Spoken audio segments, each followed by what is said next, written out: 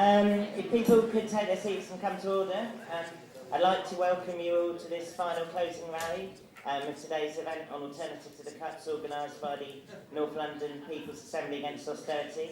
My name is Matthew Willgress and I'm from one of the organisers of today from the People's Assembly and also the convener of North London Stop the War Coalition.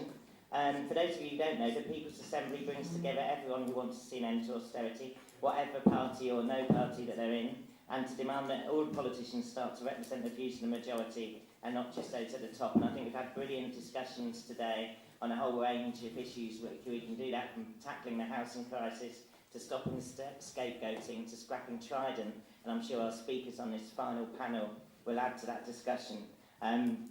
First of all, I've been asked to make a couple of announcements of different events, and I'll do it throughout between the speakers. The first thing is this protest at Boris Johnson, called by the UCU at College of Haringey Enfield in North East London. That's this Thursday at outside the other people's question time, which I think might be a little bit different to this one today, and that's just down the road, Thursday 19th of March. The other thing to say, you would have seen leaflets on your seat. Next Saturday is the Stand Up to Racism demonstration. It's absolutely vital that everyone here not only joins that demonstration next Saturday, but also takes advantage of this last week to build the unity and build as many people on the streets next Saturday as we can against racist scapegoating. Without any further ado, our first speaker is Natalie Bennett, leader of the Green Party, and I'm sure you'll all give her a warm welcome.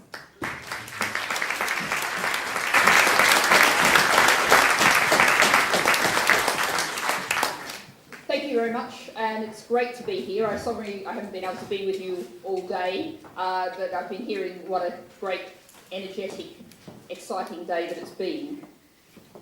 I've been talking a lot lately about the fact that the people are fighting back, and that of course is just what you're doing. What people are fighting back in fossil fuel divestment campaigns. I don't know if this has already been mentioned, but let's really send some good luck wishes to Oxford University fossil fuel divestment campaign. There's a big vote on Monday, and that could be a huge victory to put to record, the first of many, hopefully, to British universities.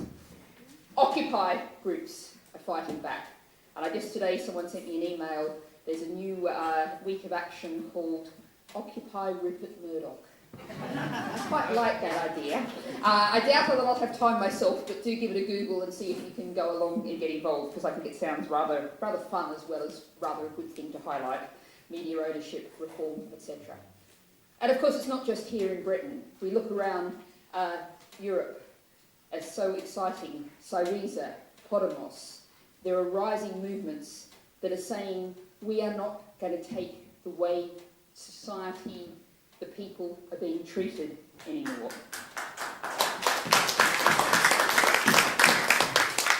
And I'd just like to echo the announcement from the chair about the importance of next week's Stand Up to Racism. It's really important that that's big and it's loud, because we really have to not just stand up to racism, but stand up to UKIP.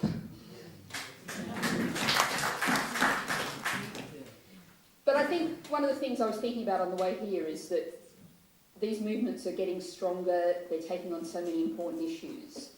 But what we need to do is make them bigger, more inclusive, make sure that the language is really reaching out to a whole lot of people who might never have seen themselves as being on a protest march, never have seen themselves as getting involved in a protest movement.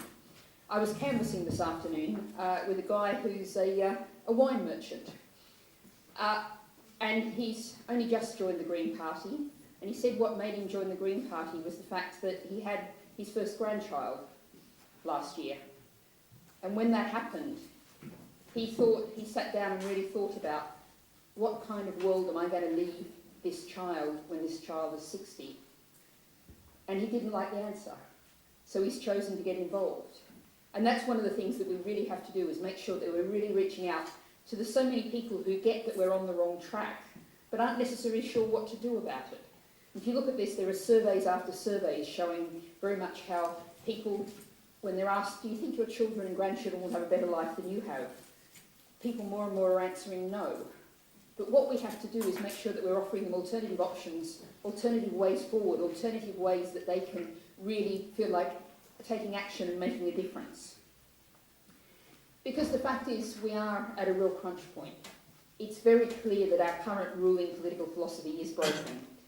Whether you call it neoliberalism, whether you call it neo-Thatcherism, whether you call it the politics of Blair and Brown and Cameron and Clegg and all the rest, the idea that greed is good and we can keep trashing the planet, it's just clearly wrong. But what we've got to do, I think, is three things. First of all, we've got to focus on the brokenness. The fact that 1 in 5 workers in Britain is on less than a living wage. 0 hours contracts.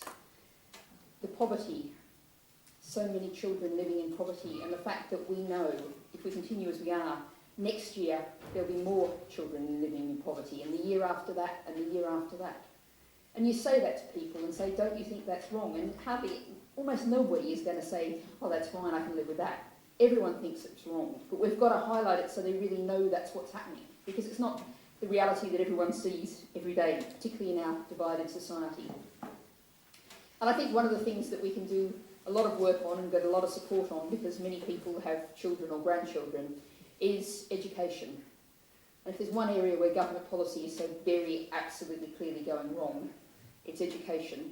I was speaking last night at SOAS, and the chair left me to go last on the issue of tuition fees. And all I really had to do was say, well, you know what I'm going to say, don't you? 0 university tuition fees. And of course I got a big cheer. But let's focus on what's going wrong as well. The fact that on current figures, 75% of the students taking out loans now are never going to pay them back. The fact that 45p in the pound of what's supposed to be repaid is never going to be repaid anyway. It's not just damaging, leaving students, young people going through 30 years of their life with the weight of debt. It's simply not working, so we really have to focus on that. And then sticking with education for a second. Free schools and academies. I don't know anyone who's not actually a sort of Tory loyalist who really thinks that free schools and academies are working. We say in the Green Party that we should bring free schools and academies back under local authority control. We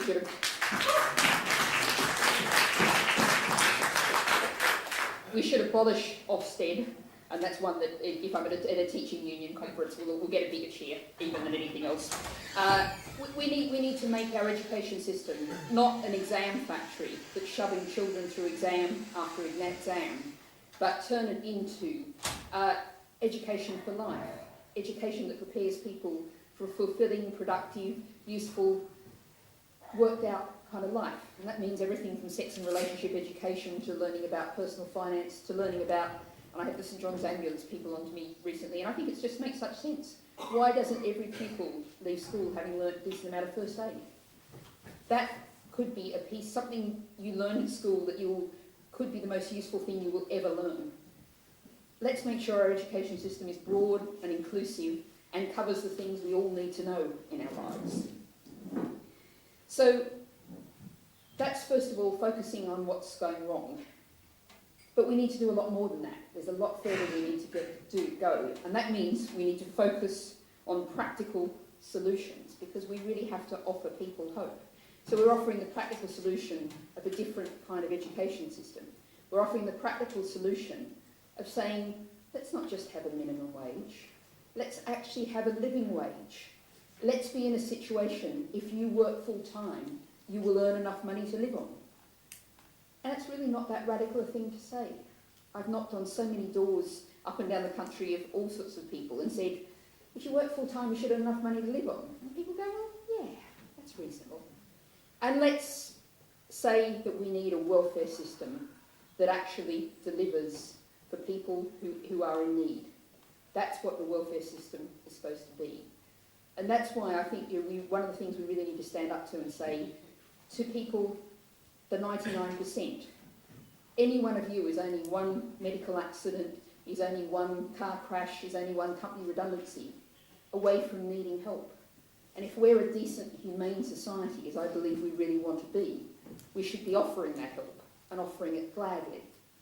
Not making people feel as though this is some kind of charity, this is something they have to feel embarrassed about. But acknowledging that we should all feel good every time we pay somebody benefits who needs it.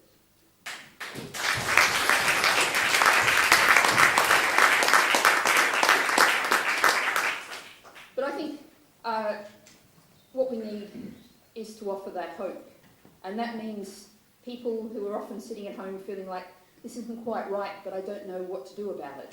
Offer them the hope of ensuring that there are people out there standing up against the way society is working now, standing up against the bankers.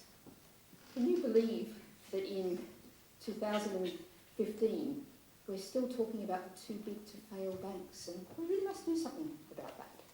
But let's talk about how we can have a banking system that would actually work for the real economy, work for real people, and not threaten to bankrupt us at any second. And to sort of conclude and just offer sort of two key thoughts that I'd like to think that we need to think about. There's two things that we need to take on head on, and that's tax and borrowing. And I say to you that we need to celebrate both of those things. We need to celebrate tax and say that everyone should pay the right amount of tax, because that's how we get the public services that we need. Tax shouldn't be a dirty word, it shouldn't be something that the government runs away from. We should say that particularly rich individuals and multinational companies, they have to pay their fair share of taxes, and we can't run society without it. So let's proudly say we must make taxes pay. And of course there's all this scrambling all over each other about worrying about the deficit and the debt. And they are issues and they do need to be tackled. But we have to ask the questions of what we're borrowing for. If we're borrowing to bail out the bankers, well, that's what got us into this debt and deficit problem now. What we need to do is borrow instead for the things that we actually need. And that's why we're calling for borrowing by local councils, combined with funding removing the mortgage rate relief from private landlords, to build 500,000 homes for social rent in the term of the next Parliament. Let's borrow, get that asset, the councils get that asset, and then they're going to get the return on it. Council rents come in, and because we want to get rid of right to buy, they keep that asset for the future. That's investment. We're calling for the Green Investment Bank to be able to borrow at a modest level, a ratio of 1 to 6, could free up £90 billion of private money to invest in renewable energy and energy conservation schemes. So really, let's not just point out what's going so wrong with our current model, the current way, current business as usual politics, but let's really start to grab onto the things that we can say, we can do good, we can make the society work for the common good. Multinational companies and rich individuals paying their taxes give everybody a better society. Investing in the future of that new grandchild that I was hearing about today, investing in the future of all of us is definitely the way to go. Thank you very much.